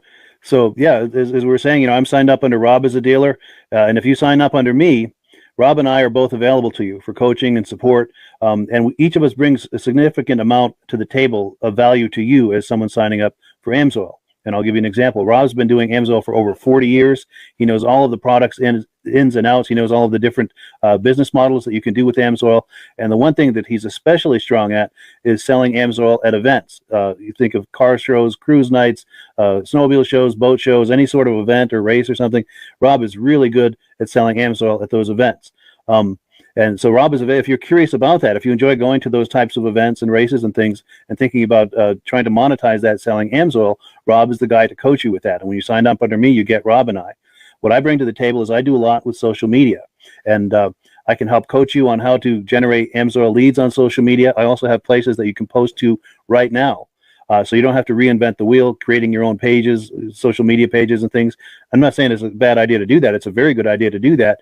But I've got places you can start posting right away. And if let's say you create a new page, it's a place to promote that page. And I've got a lot of little details, ins and outs on how to get on the right side of the Facebook algorithm. If you're thinking about doing a YouTube channel or a podcast, I can help you with that because I've been doing this. A lot of things Rob and I both bring to the table that is uniquely available to you. That it's not available from other AMSOIL dealers. And that's not to knock other AMSOIL dealers, but Rob and I bring something very unique to the table if you're thinking about joining AMSOIL as a dealer. Anything to add to that, Rob? I have dealers from California, Florida, BC, all over that I help. So with email, it's really easy to help dealers. We're available 24 hours a day. Yeah, you don't have to live right in my own town for me to help you. Yeah. It's true with a phone and email and so forth. It's very easy to be in contact and give coaching and support. And yeah. And in a moment, I'm going to show a clip of Rob at a vintage snowmobile event, or I don't know if it's modern or vintage, but a snowmobile event. And you'll see the setup he's got. It's a very impressive setup. Now, the nice thing is this is what's possible, but you don't have to start at that level. You can start as simple as walking around like you see Rob here with an AMSOIL hat and a shirt. And do you want to talk us through that about, people will approach you when they see you wearing that? Yes, and ask the clothing pays off so much. I could be in a grocery store and a person comes up and says, "Do you know somebody that sells AMSOIL?" Because I'm wearing the clothing. And I have the logos on my vehicle, and I come out of a parking lot and there's somebody standing beside my car, and I'm thinking, did they hit my car or something? What are they doing? The person said, "I've been waiting 10 minutes for you to come out. I don't know where to buy AMSOIL." That's the biggest problem with AMSOIL. People don't know where to buy it. So by seeing my clothing or my logo or something somewhere, they're waiting to find out where they can buy it from. And that's when I set them up as a preferred account. And that's a modest investment too for a dealer, to get a hat and a shirt, maybe a couple of magnets for your vehicle.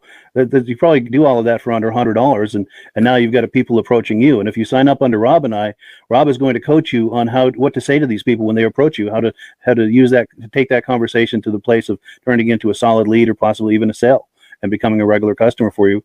And it's just a wonderful thing. It's just a great way to start this AMSOIL business is to get a hat and a shirt and a magnet for your car, and just let it come to you.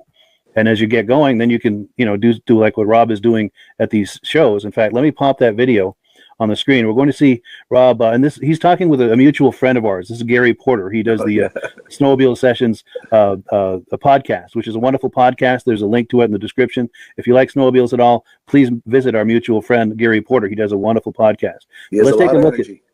He sure does. Yeah, he's a great guy. But yeah, let's take a look at Rob and Gary hanging out at a show. Let's take a look. Snowmobile Sessions Live. Enjoy the ride. It's a journey for life, and I'm your ride. Hang on. We got Rob the Oil Guy. We say hi to Rob the Oil Guy.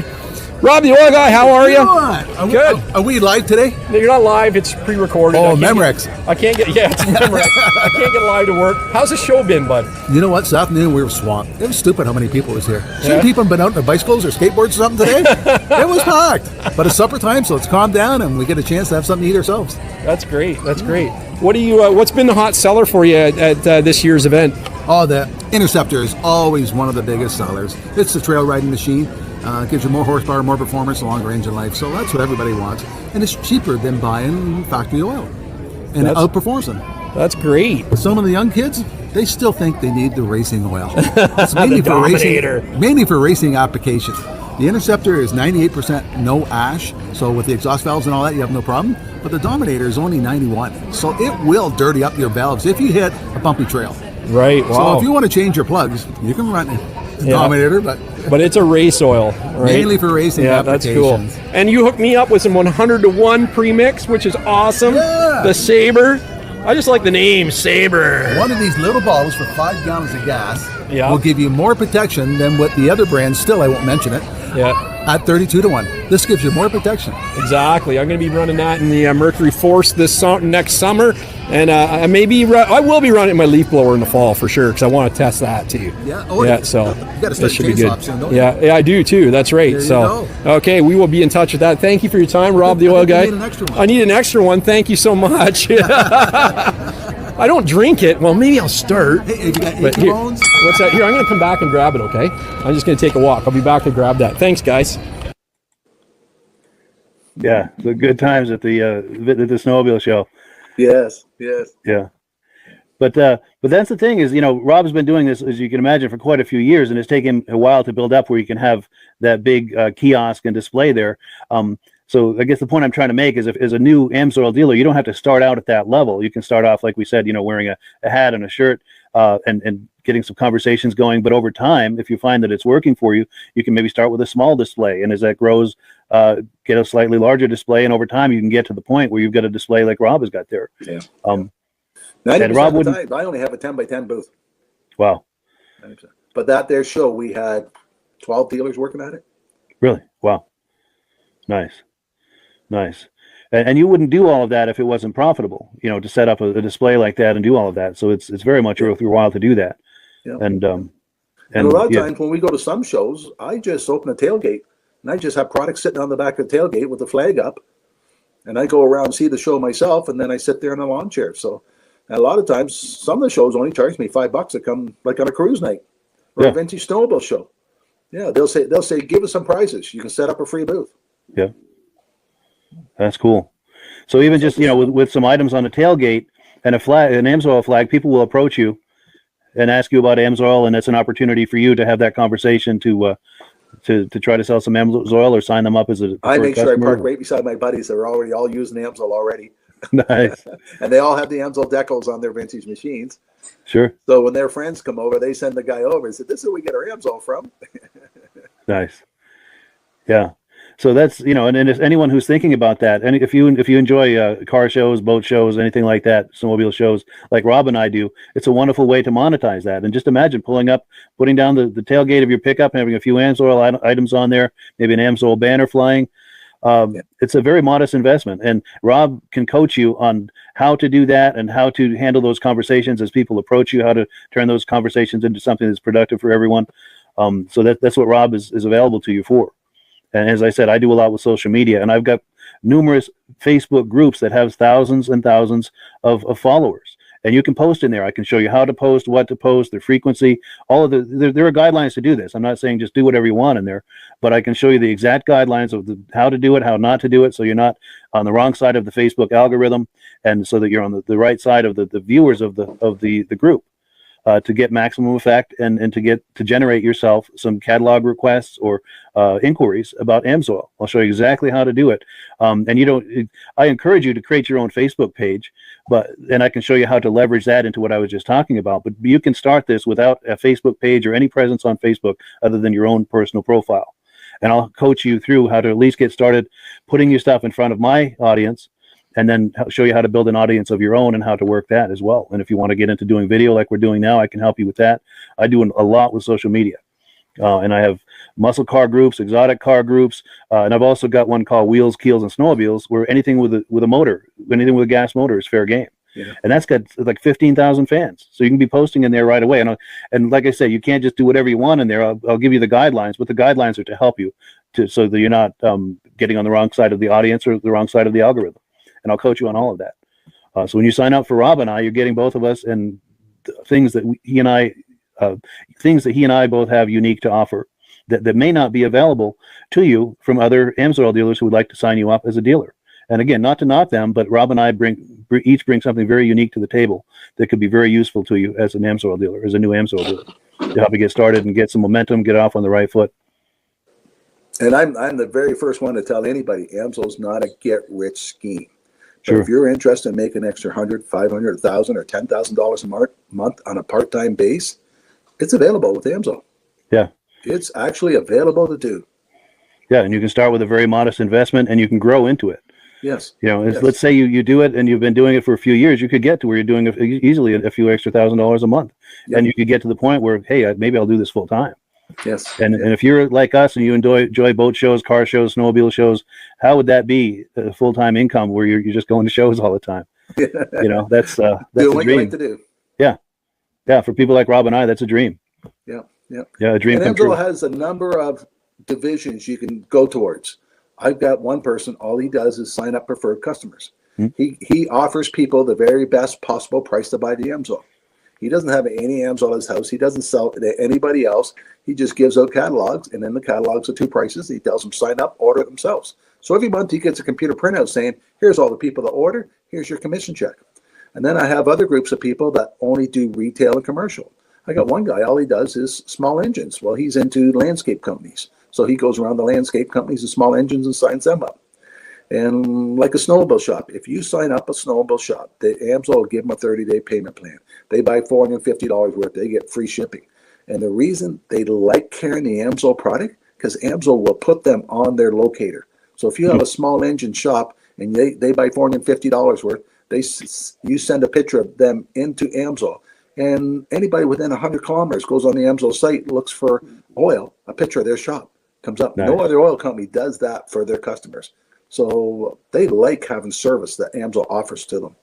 Yeah, that's a huge benefit right there. Yeah, yeah. And if I got one guy, he's got a retail account that orders $50,000 worth 4 times a year. Wow. He gets 10% for a profit check and 10% towards his commission credits. Yeah, that adds up. That's a part-time job for him. That's amazing. Now, commercial accounts, you only get 5%. But a commercial account just doesn't buy a case of oil. They do volumes. Yeah. Sure. Yeah, most of the skid steers and backhoes, and we got a lot of guys with logging equipment. They take 3 or 4 drums to fill that piece of equipment. Yeah. And I'm glad you brought that up too, because there are quite a few different business models for someone who wants to do the AMSOIL business. We just talked about a few here. Rob does a lot with the shows. So if you like shows, that's one business model. If you like to do things online like I do, that's another business model. And then he talked about the commercial accounts, the retail accounts. There are a number of different business models. So if there's something that you specialize in, or if you have certain types of contacts that are available to you, contact us and we'll help tailor a business model to turn that into an opportunity for you. Yep. Yeah. Well, cool. Can you believe we've been working on the categories? Yeah, for sure. You're active in all of the categories. Yes. That's cool. And a person says, the guy you're talking to is a wealthy millionaire. How did you get him to sign up under AMSOIL? I said, do you keep your options open on how you make money? Yeah. The guy says, yeah. I said, well, here's my email. Send me an email. So before I get home from the show that day, I got an email from that guy saying, what are you talking about how to make money? I'm interested. The guy's a millionaire.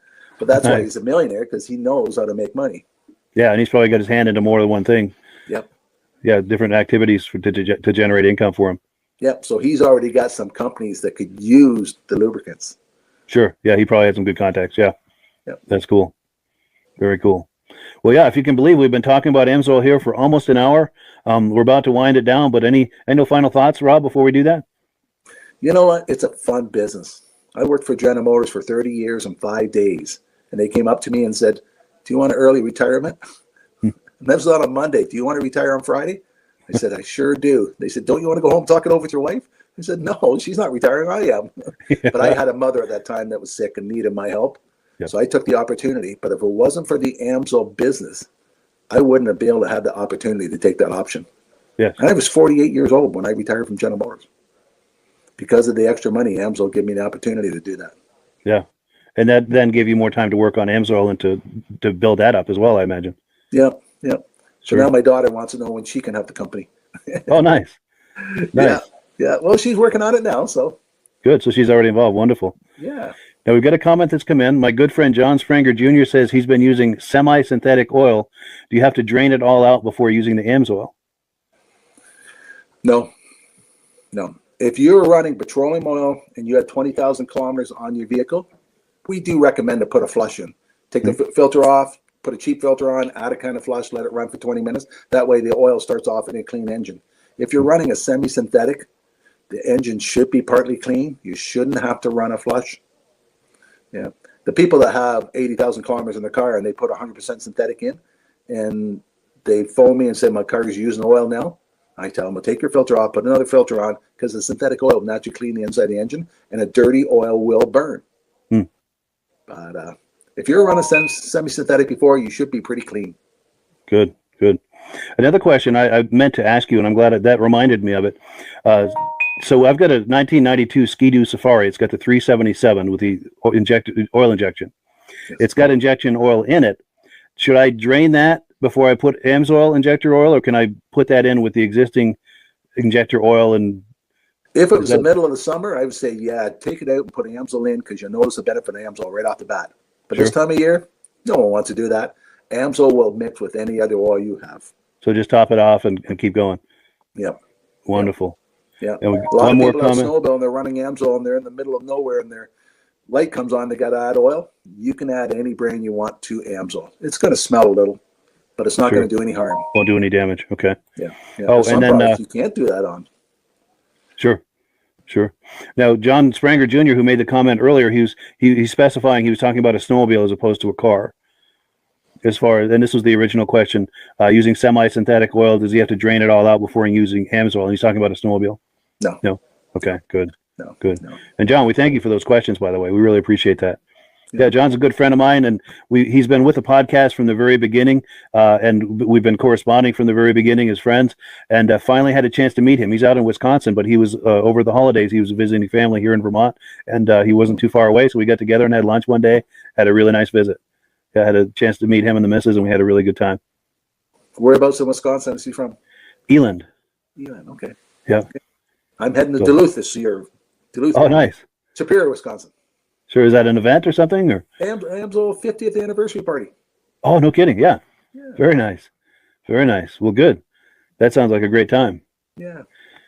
So cool. So unless there are any final thoughts here, we're going to give the last word, as always, to AMSOIL. We've got a little AMSOIL video that Rob and I made a few months ago. Anything else before we transition to that? Or No, that's a good video. I like that. yeah, that was fun to make. Yeah, that was fun. Well, cool. Well, thank you everyone for watching. We really appreciate it. Appreciate your coming on and being a viewer. And we thank Rob for being here tonight. And thank everyone who's either considering purchasing AMSOIL under Rob and I or becoming a dealer. And also we thank the people who have been doing that along as well. We thank you so very much for that. And yeah, have a Have a great wonderful night, evening. Mike. All right, you too. Take care. Hello, everyone. This is Rob and Mike. How you doing today, Rob? I'm doing good. Mike, yourself? Very well. Thank you so much for coming on. I appreciate it. Now, today, we're going to be talking about AMSOIL. And in a few moments, we're going to show you how you can get the deepest discounts, free shipping, and free gifts when you order your AMSOIL products through us. But first, I'm going to ask Rob to give you a quick description of what AMSOIL is and why you should consider using AMSOIL products in your motorized vehicles. Thanks, Mike. AMSOIL is 100% synthetic oil. Everybody uses AMSOIL for a different reason. Some people like the benefits that AMSOIL is warranted for 25,000 miles or 1 year. The reason we can do that is because AMSOIL doesn't oxidize. It doesn't form the usual carbons, gums, sludges like petroleum oils do. That's why we can keep it in the engines longer. Petroleum oils never do wear out. They oxidize themselves. That's why they have to be changed at 3,000 kilometers. And AMSOIL likes the benefit that you only have to change the oil once a year. That saves some money. Some of the people like the benefit of AMSOIL is it's a slipperier type lube. By having a slipperier type lube, it cuts down friction drag. By less friction and drag, engines run 20 to 50 degrees cooler, better gas mileage. Now, AMSOIL says 25% more protection than the industry requires is in the AMSOIL bottles. My average customer gets about 10% increase in gas mileage. That's a big savings. Yeah. And by cutting down friction and drag, for every 10 degrees you cut down the friction and drag, doubles the life of the engine. So by having the engine run cooler, it makes it last longer. Some people like the benefit of the range of the Amsoil. Amsoil's flash point is 425 degrees, and it pours at 50 below zero. Wow. If you ever tried petroleum oil when it's 10 below, it turns to honey. And in the summertime, petroleum oil thins out, and once it thins out, that's when it starts breaking down. So Amsoil's an all-season oil, can give you better gas mileage, longer engine life, less maintenance. It ends up being cheaper over a year's time running Amsoil than it is petroleum oils. That's amazing. That's amazing. And Amsoil is available for pretty much any motorized vehicle, anything from lawn equipment, cars, trucks, boats, ATVs, motorcycles, snowmobiles. Yep. And a lot of people phone me up and say, well, what's the benefit of our gear loop? Exactly what I told you about the engine oil. It pours in cold weather, it runs cooler, makes the equipment last longer. And they say, well, what's the benefit of the small engine? Same thing. Makes the engine run cooler, last longer, better performance. So it saves on all the applications that Amsoil has available. Wonderful, wonderful. So yeah, let's talk now. Hopefully this has convinced people to think about maybe joining us in the Amsoil experience. Let's talk about some of the discounts and free shipping and how that all happens. I'm going to pop a graphic on the screen. And yeah, by all means, if you want to talk people through how this preferred customer program works. Amsoil has a number of different programs. One of our main ones is a catalog customer, where somebody can order directly out of our catalog. If they order out of the catalog, they order $100 worth, Amsoil will ship it right to their house. But our best program is our preferred customer. For only $10 for 6 months, you become a preferred customer, you save 25% on all the product. You order $100 worth, they're going to give you free shipping. You don't have to order a whole case. You can mix and match. Say you want 4 bottles of small engine, 7 bottles of 5W30, and a couple of gear loops. You can mix and match. You can order 1 bottle at a time if you want. There's no minimums, no maximums. By being a preferred customer, you save over 25% on all the products you're going to buy. Amsoil sends you extra gifts, a $5 gift certificate on your birthday, $5 when you renew your account, and stuff like that. So it's a good way to save on some of the products you want to buy. For sure. Yeah, it's an incredible value. And this is the deepest level of discount that anyone can get when ordering Amsoil. Is that correct? It is. Wonderful. So let's take people through the step-by-step experience of placing an Amsoil order. Then that would include signing up for the preferred customer preferred customer program, so they can receive those deepest levels of discount. So let's go to the website. This is what the website's going to look like. These are some screenshots. Once you go to amsoil.com, there's a link in the description, or you can just type that into a browser, amsoil.com. This is the page you land on. At the upper corner of the page there, you see how I've circled in red. That is the link to click, the Join Now link. That will take you to the preferred customer program page, where you can take advantage of all these discounts and free shipping and everything that we've just been talking about. This is what that page looks like. In the lower right, you're going to click Join Now. This will pop up. You select the duration you'd like, whether it's 6 months or 12 months, and click Add to Cart. Now, once this pop-up goes away, you'll be back on the main page. And the upper left, you'll see where I've got that red arrow. It says Shop. Now you can start shopping for products, and on your very first order, you're going to get these discounts and the free shipping as long as it's over $100. You'll get all of these benefits right away. So once you click Shop, it's going to take you to the product page. There's different types of oils, lubricants, so on and so forth. For the benefit of this exercise we're doing now, I'm just going to click motor oil. It shows different types of motor oil. Let's click gasoline. Now this takes us to an item. It's their synthetic motor oil. And you can see the item there, and there's choices for different viscosities. But take a look at the price. Let's take a closer look. Let's zoom in.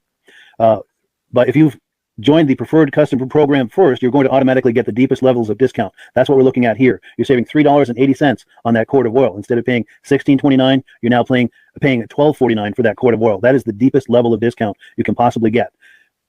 And then you just add the quantity that you'd like. You select any other items that you're thinking about, add them to the cart. And once you click Add to Cart for the final time, you're going to see this come up at the top of the screen. It's going to show your items and your the total that you're at so far. Pardon me. And then you just click View Cart in the upper right, and that'll take you to your cart. Take a close look here at the upper right. That blue box shows that you're getting free shipping. You're eligible for free shipping on this order because it's over $100. That little yellow box shows that you've got the preferred customer membership on your order. That gives you the deepest levels of discounts for the next 6 to 12 months. And then below that, you've got the items that have been selected. For the exercise here, I selected 9 quarts of the signature series, but that brings us up over $100 for the free shipping. We're saving $34.20. And if you're ready to finish, you click Checkout Now, and that takes you to this screen here. If you haven't signed up with an Amsoil account at this point, just click in the lower right to create an account, create a new account. It's going to ask you for some basic information, name and those types of things. Now let's take a closer look. You'll see this gray shaded box. This is a very important box. This is going to ask you if someone has referred you to Amsoil. And if so, please enter my name. My name is Mike Lapierre. It's spelled right there on the screen for the correct spelling. And also the referral number, 304-555-94. That's how you make sure that Rob and I get credit for this. Now, in the interest of full disclosure, I have signed up for Amsoil under Rob. So when you order using this referral number, Rob and I both benefit. So if you enjoy these podcasts that we're doing, this is a wonderful way to support the podcast, because when you order using this referral number, Rob and I both benefit, and the commissions I make go directly toward offsetting the cost of doing these podcasts. So I thank you in advance for that, for using my referral number. I very much appreciate it. And once you've done that, you just go into the next screen to enter your payment information, and you're done. Now, once you've placed your order that's over $100, and that order includes your AMSOIL Preferred Customer Program, you are now eligible to get a free DVD from myself. Now, this is going to be either a muscle car DVD or a vintage snowmobile DVD. Use the email address on the screen, wkspodcasts@gmail.com. Send me an email. Let me know which DVD you would like me to send you, the muscle car or the vintage snowmobile DVD, and I'll get that right out to you. As you're typing in that email, in the subject line, be sure and type in capital letters "free DVD requests," so it stands out as I'm checking my email, and we'll get that right out to you. So I guess the last thing, Rob, that we wanted to talk about is if someone is considering AMSOIL as a business opportunity. Yes. If anybody has a retail or a commercial account and they would like to buy directly from AMSOIL, just send Mike a line. He'll show you how to set up, and you can buy directly from AMSOIL. But if you are interested in starting your own part-time business, a part-time business that can grow into a full-time income, Mike and I will show you the AMSOIL marketing plan. AMSOIL has a large selection of products that cover almost every application. So it doesn't matter if you're into snowmobile, boating, or ATVing, or hot rods. We have an oil for every application. It's a fun type business. That's I really enjoy doing. Where else can I go and have fun and make money doing it? And Mike and I are here to help you all the way along. If you need any help on how to promote or to find new accounts, we're here to help you. For sure. So when you sign up under that number, this 304-555-94, you're getting Rob and I as a team. Now, Rob has been doing AMSOIL for 40 years. Can you believe that? 40 years. So he knows every aspect of this business, and he knows all of the ins and outs of the products. So he'll be able to help you with any kind of product questions or any kind of questions to show you the different business models that you can do with AMSOIL. And then the other thing that you get when you sign up under me is I've got a strong background in social media. So if you need some coaching on how to generate AMSOIL leads using Facebook and YouTube, I'm happy to coach you with that when you sign up under Rob and I. You get both of us as a team to help you, to coach you, to support you, whatever you need to get you off and running with this business and having fun with it. Like Rob said, it's an enormous amount of fun. If you're like Rob and I and you enjoy going to any kind of boat shows, car shows, motorcycle shows, snowmobile shows, anything with a motor, you like going to those shows, those events, those races, this is a great way to turn that into a income opportunity for you. Yes. And just by wearing my AMSOIL hat at one of these events, people come up and ask me about AMSOIL. People don't know where to buy it, and I'm there to help them, show them where they can buy the product. Perfect. Well, cool. Well, this is great. Any final thoughts, Rob, before we wrap it up? AMSOIL is a fun business. AMSOIL's been around since 1968. It was the first synthetic oil to be AI approved. Wow. Yeah. That's amazing. And that's very early in the game too, isn't it? Yes. For sure. Well, good. Well, thank you so much, everyone, for viewing. Hopefully, we've gotten you excited as we are about the AMSOIL products. We'd love it if you could join us either as someone who uses the AMSOIL products or to join the AMSOIL team as a business opportunity. And we thank you so much for viewing. Have a great day. You have a good day.